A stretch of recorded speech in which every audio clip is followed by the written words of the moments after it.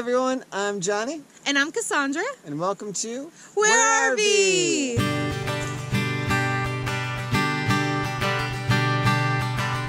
West to east, east to west, finding out all of the best places to go, places to stay, places to roam, places to play. Where could we be? Where are we?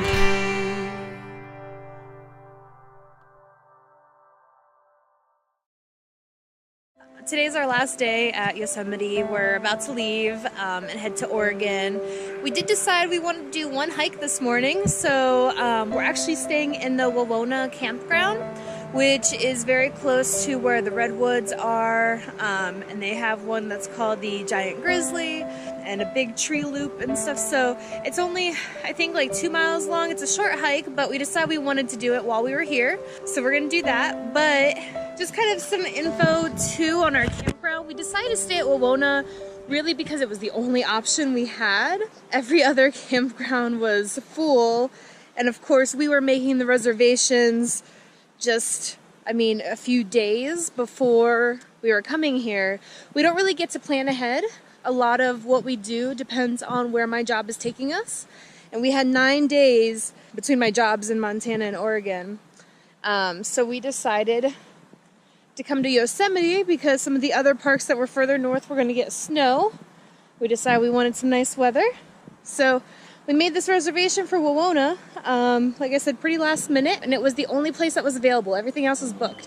And some of these places book like 6 months in advance. And just so you know, Wawona, it is, I think, $23 a night to stay. No hookups. We have our solar going, and they do have like a dump and water refill stations, so that's good. Although you need the map to find it because it's not right in the campground like you would expect. Wawona does come with picnic bench, firing, and food storage, because they also take tent campers. So if you wanted to tent camp, you keep your food in here. Since we have the RV, we keep our food in there. And we're basically closing up shop, which we really didn't get to use our firing because it was raining the whole time we were here. But that's life, right? Let's introduce you to our puppers. We've got Rhea. This is Rhea Sunshine. She's 8 years old. And then we've got Nikita. Here, Nikita. Hi. She's 11 years old. So we got 2 old ladies with us that are loving the RV lifestyle. They get plenty of sunshine, walks, and new smells. The nice thing about Wawona is you're never too far from the creek. We just take a very short walk down here, and then here we are at the water.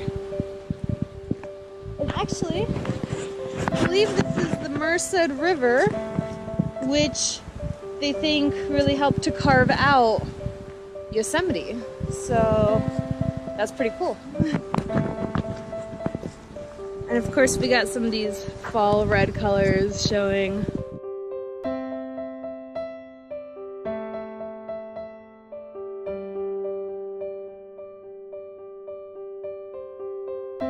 You really have to enjoy the little things in life, right?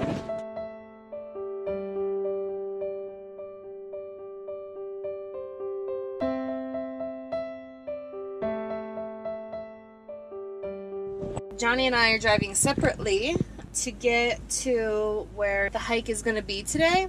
But here we go, so I'm going to follow him.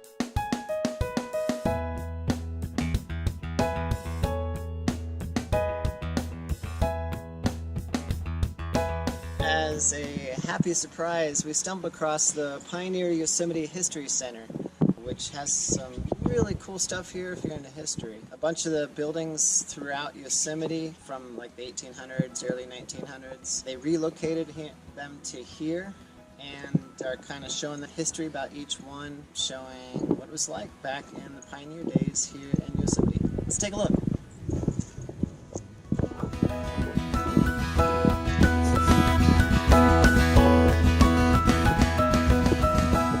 So hey, check this out. If you're big into history like I am, you'll really love this. This is a covered bridge where all the traffic back in the late 1800s, early 1900s had to come through this covered bridge right here, which is going over the Merced River. And this is in Wawona. And from here, it was an 8-hour carriage ride down to Yosemite Valley. They had to ride what's known as 4-up stages. They were stagecoaches with a team of 4 horses, and they would have to trade it out a couple times on the way down there for a total of 16 horses necessary to bring someone from here in Wawona down to Yosemite Valley. And they would come through this bridge right here.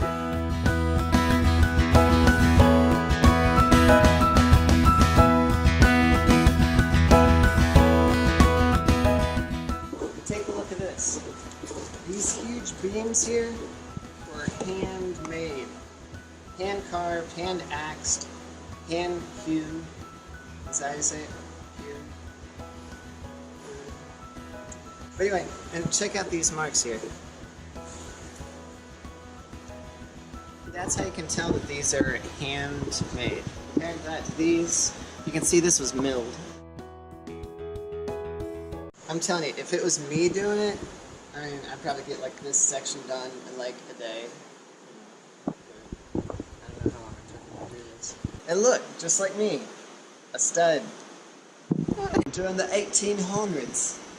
Can you hear it? Can you hear the stagecoach going through the covered bridge? I can hear it. Make the noise then. The wagon that I'm sitting on is what they call a mud wagon. These are the kind of wagons they use. As you can tell by today, it really got its name, the mud wagon, because you either get real muddy or real dusty. Today we're getting muddy. And, can you imagine though, 14 or 16 stagecoaches a day going right through here, right where you're at right now. A lot of history right there. That's cool. From here down to Yosemite Valley, you would have left here at 8 in the morning with 4 horses on a wagon. Arrived down in Yosemite Valley around 4 in the afternoon. Changed horses 4 times. That 16 had to go 27. Wow. That's cool. And apparently you can do carriage rides here during the summer and earlier fall. And it's $5 a piece. We have a lot of old-time stages here. That we'll come take a look at. This place here was a little settlement founded by Galen Clark, who helped establish this area as a national park.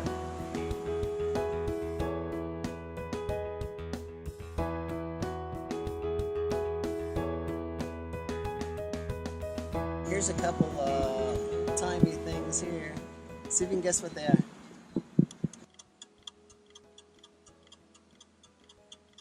So this is a manure spreader.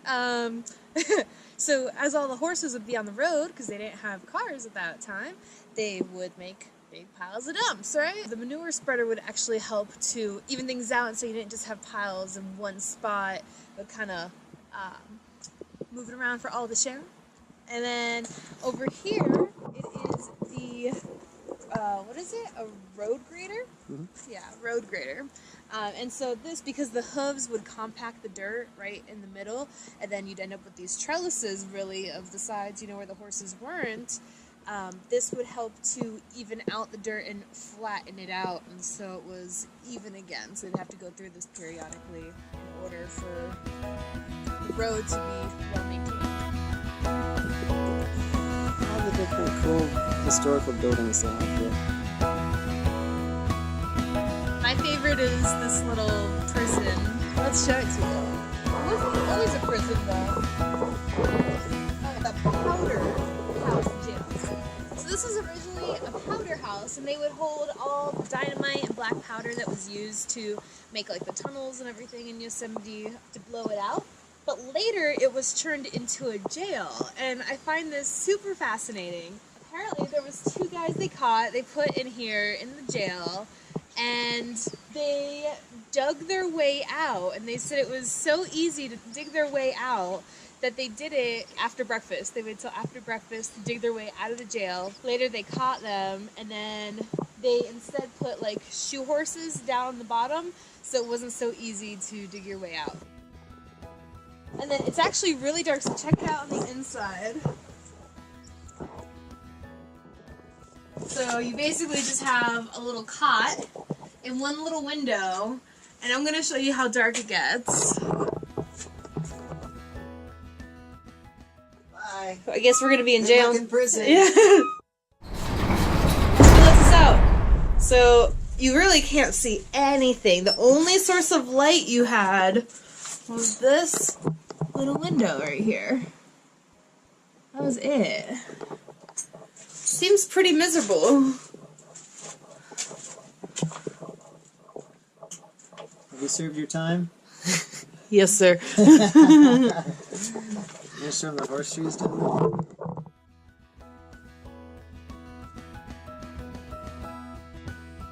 Oh, and I think they chained them up too, right? Yeah, they chained them up to the horseshoes. Tell you what, this cabin here, this is a life for me. This is an artist cabin. It's built by Christian Jorgensen on the banks of the Merced River, and he was instrumental in bringing about awareness of this area, which led to help it being protected. He built this cabin, and he lived here doing drawings and paintings, just living life as an artist. I don't know if we can take a look inside, but let's try.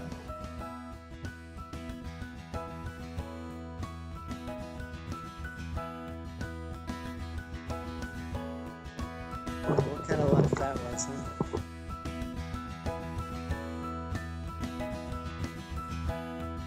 There's also a ton more to see here, but we don't want to give it all away if you plan on coming. But just to give you a quick glance at some of the buildings that are still here. There's a few that we did not discuss.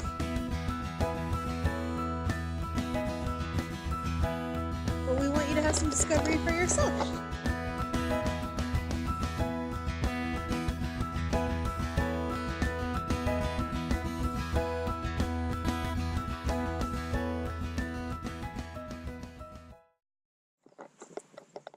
We're about to take a free shuttle, which takes us to where we begin our hike for the Big Tree hike and also the Grizzly Giant hike. It leaves every 10 minutes too, so it's super convenient, and it came right when we were running up.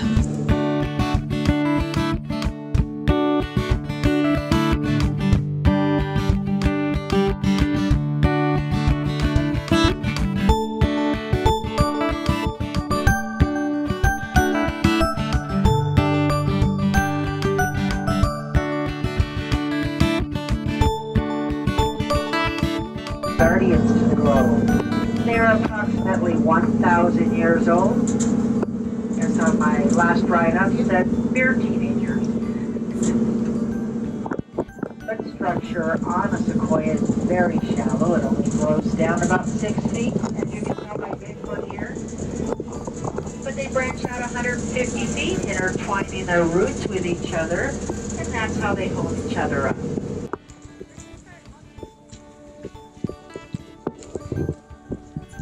The emblem on the hats for the National Park Service is actually the sequoia cone, and there is also in the background the tree silhouette. So we're gonna do this Big Tree loop and the Grizzly Giant loop only because we're trying to get out kind of early today, get on the road. So this is the Big Tree loop right here, and what we'll probably do is follow this, go straight around to the Grizzly Giant loop, and then back to the end here of the big tree loop. And along the way, we're going to see the grizzly giant, which she said is 98 foot in circumference, and then also the California tunnel tree, which you can walk through.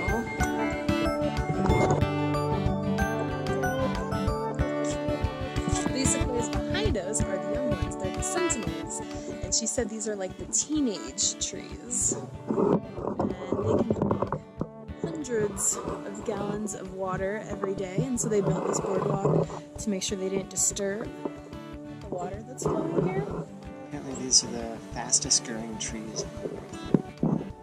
These trees get to be 200 to 300 feet tall. This one fell, and they cut it for the boardwalk. And the other half continues over here.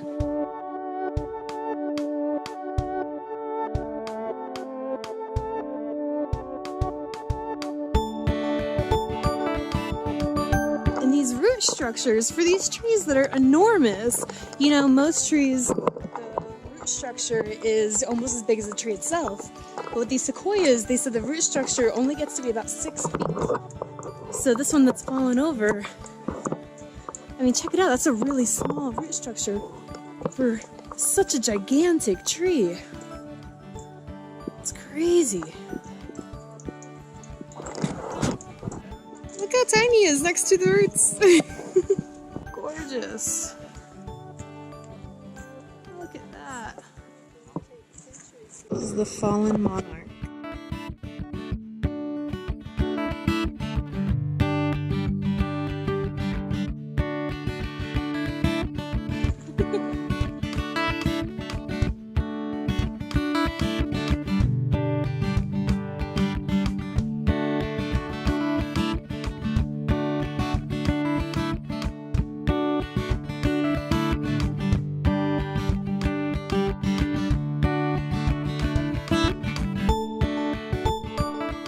They happen is before we have new giant sequoias like this, a fire needs to come through and clean up the forest floor a little bit. So when those seeds get on the ground, they don't sit on top of the soil. The needles, tinder on the ground, the forest litter and forest stuff, if you will. What it's going to do is get down the bare middle of the soil. It's a sequoia seed.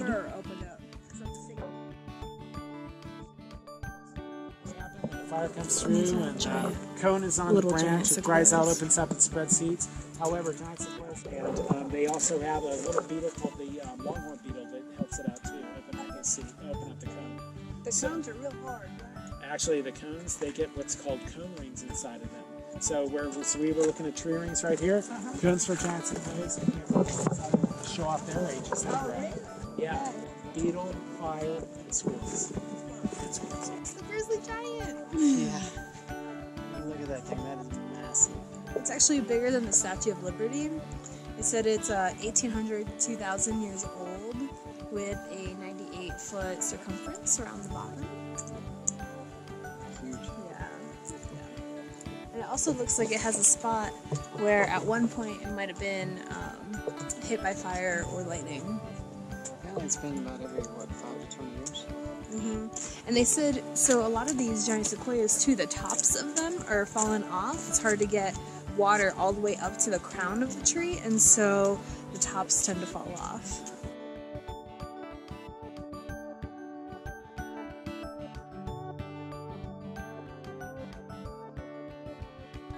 Although these root structures are only 6 feet deep, they can extend 200 feet from the circumference of the tree, so that's huge. So shallow but wide. And let's see here, this branch right here is 7 foot in diameter, which is bigger than a lot of the trees that are down here next to us. You don't have to press any buttons, you just hold it. Yeah. Okay. See, it has to hold it. Yeah. Oh, that's okay. It just goes. Okay. This is the California tunnel tree, which is very hard to take a picture or video of because there are a ton of people here. But this tree, they carved this tunnel out as like a tourist attraction to bring people in, and they used to drive their cars through it. But now, you know, they're no longer able to do that, and the tree is actually healing itself, and so the bark is now growing on the inside as well.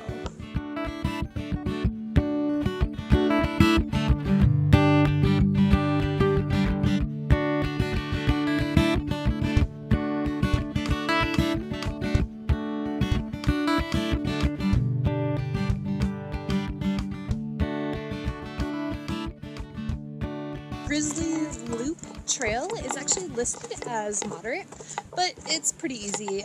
There is a part that is handicap accessible, and there's only a 300-foot elevation gain. It's about 2 miles. Pretty easy compared to some of the more moderate hikes we've done, which are for sure moderate.